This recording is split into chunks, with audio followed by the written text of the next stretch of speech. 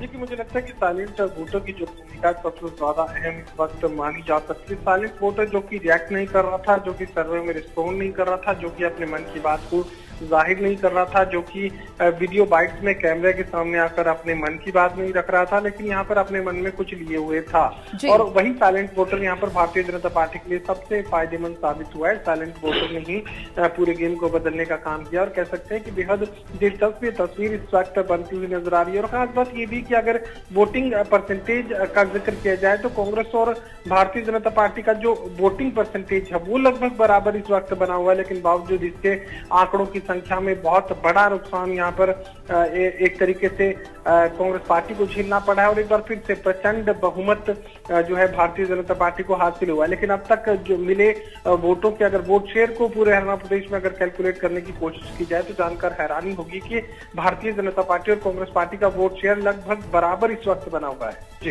बिल्कुल महेश जी, हालांकि कांग्रेस को लेकर के भी तमाम बातें कही जा रही थी कि कहीं न कहीं सीएम फेस को लेकर के कांग्रेस में अंदरूनी कलह है। क्या इस हार की वजह, क्या इस वोट प्रतिशत के गिरने की वजह ये अंदरूनी कलह भी हो सकती है?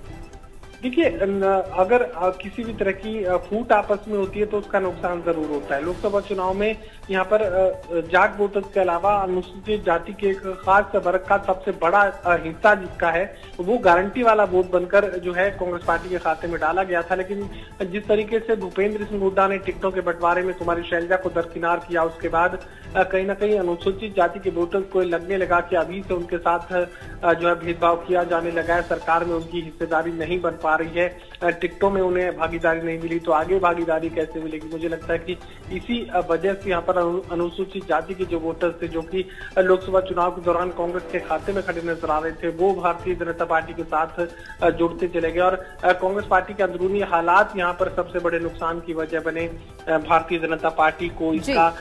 फायदा मिला और खास बात ये भी कि जिस तरीके से कांग्रेस पार्टी की सरकार को लेकर जाट वोटर्स एक तरीके से आक्रोश की स्थिति कायम करते हुए नजर आ रहे थे, अति उत्साह की जो स्थिति कायम करते हुए नजर आ रहे थे, उसके बाद मुझे लगता है कि कहीं ना कहीं गैर जाट वोटर्स में इसका रिएक्शन हुआ और उस रिएक्शन का फायदा भारतीय जनता पार्टी को सीटों की संख्या में मिलता नजर आ रहा है। बिल्कुल महेश जी, जब उम्मीदवारों की घोषणा की गई बीजेपी की तरफ से तमाम बगावती सुर देखने को मिले, विरोधाभास की लहर एक बीजेपी में उठती हुई नजर आई और उस दौरान भी इस तरह के कयास लगाए जा रहे थे कि शायद ये चुनाव बीजेपी के लिए फतेह कर पाना, अपने ही नेताओं से उभर पाना, उनसे ही जूझना ये बहुत मुश्किल साबित हो सकता है। लेकिन जिस तरह से बीजेपी ने अपने उम्मीदवारों को चुनावी मैदान में उतारा, इतने बगावत के बावजूद भी टस से मस नहीं हुई पार्टी की उम्मीदवारी की लिस्ट एक भी तरह से, तो कहीं ना कहीं ये माना जा सकता है कि बीजेपी का जो आला कमान है वो निश्चित तौर पर फैसला जो लेता है वो बहुत सोच समझ के लेता है। वहीं दूसरी ओर अगर हम कांग्रेस के उम्मीदवारों का जिक्र करें, बहुत लंबा समय लिया, काफी लंबे अंतराल के बाद उम्मीदवारों की घोषणा हुई, लेकिन इतना सोचने समझने के बावजूद भी, इतना समीक्षा करने के बावजूद भी, इतने विश्लेषण के बावजूद भी उम्मीदवारों की घोषणाओं में कहां ऐसी चूक हो गई जो कांग्रेस को शिकस्त का सामना करना पड़ा?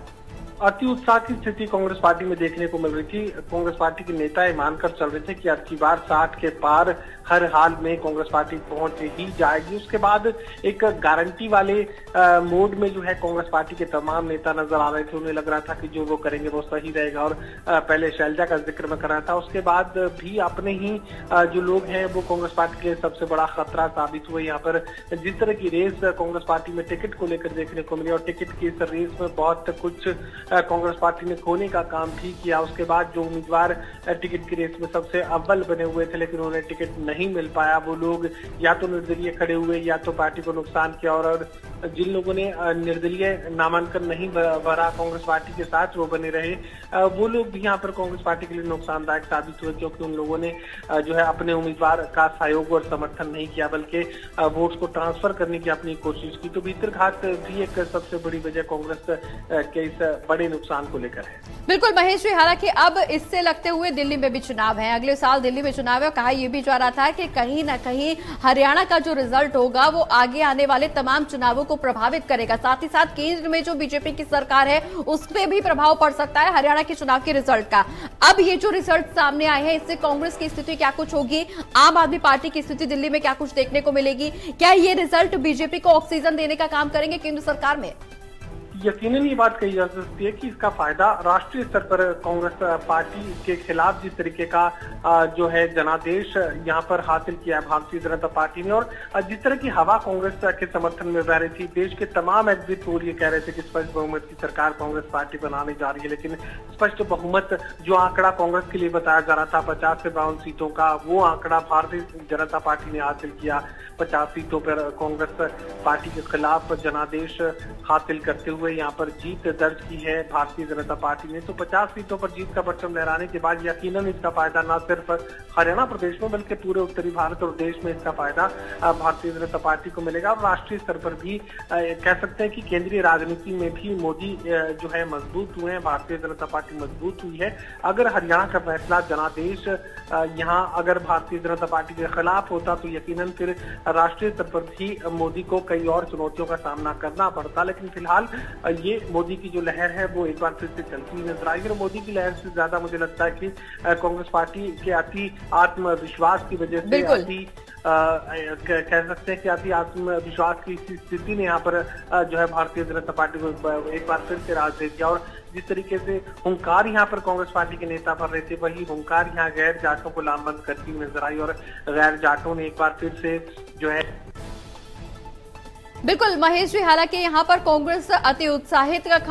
उत्साह का खामियाजा कांग्रेस को जरूर भुगतना पड़ा, लेकिन बीजेपी के बारे में भी इस तरह की बात कही जा सकती है कि कहीं ना कहीं बीजेपी का जो संगठन है वो लगातार अपने आप को मजबूत करने की कोशिश करता है। ना सिर्फ विपक्ष की तरफ से जो आरोप लगाए जाते हैं उस बयानबाजी में पढ़ने के, बीजेपी लगातार अपने आप को मजबूत करने की कोशिश करती है। शायद यही वजह है, इसी की मानगी इस रिजल्ट में देखने को मिल रही है।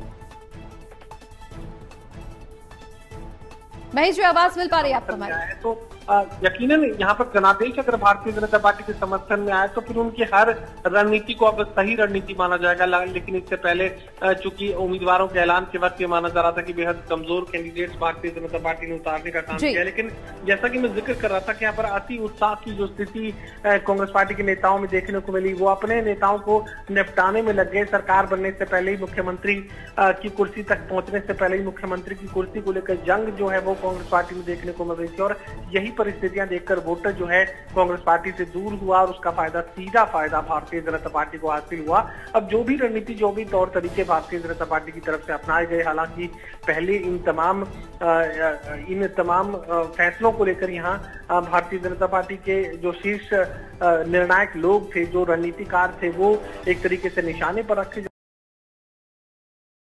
साबित हुई है। तो ऐसे में फिर उन्हें भी तारीफ मिलेगी और भारतीय जनता पार्टी की हर नीति को जायज भी ठहराया जाएगा। बिल्कुल, हर नीति को अब जरूर जायज ठहराया जाएगा महेश जी, लेकिन सवाल ये भी अहम हो गया है कि जो लास्ट मोमेंट पे जो नेता, जो विधायक पार्टी से किनारा करके दूसरे खेमे में शामिल हुए, क्या वो वापस पार्टी का रुख करेंगे, और अगर करेंगे तो क्या पार्टी उन्हें स्वीकार करेगी? देखिए,